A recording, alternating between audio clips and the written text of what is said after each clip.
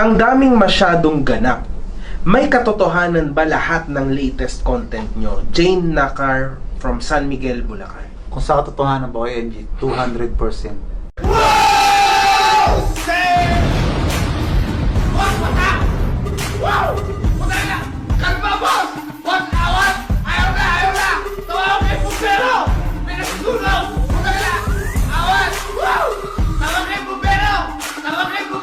Tunay talaga. Tunay po talaga. Gago! Gago! Kaya totoo po yung sinasabi niya, scripted lahat sa amin. Scripted lahat ng buhay na binigay sa akin ni Merk. Ano, hindi ko kasi masabi kung ano kung bakit, pero as in, wala po kami pinapakitang hindi po totoo. Gago! Gago! Gago!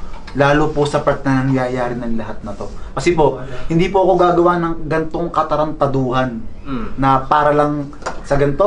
Kasi yung pong first time nakausap po kasi sa akin ng nanay niya, kaya ako po yung ginawa. Kasi ang tao po kasi may issue yan Paano ko pag bilang nawala si Mahal?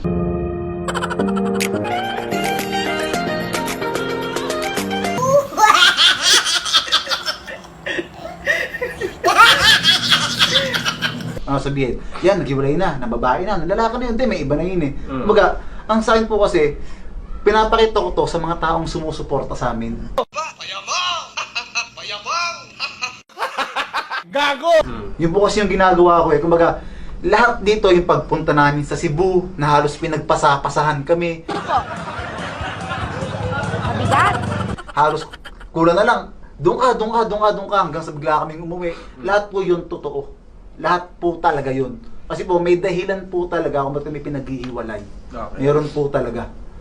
Yun po yung talagang 200% Kuya MG. I assure you po talaga, totoo po talaga.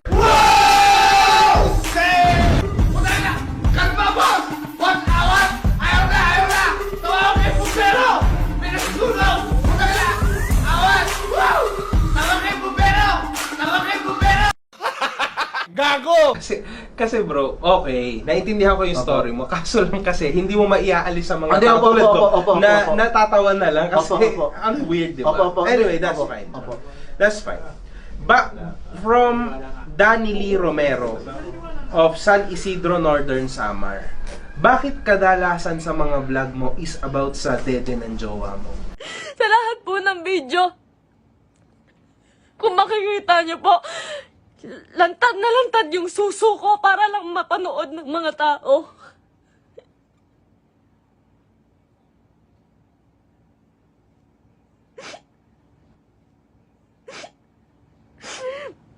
Para lang panoorin niyo, para lang magkapera siya.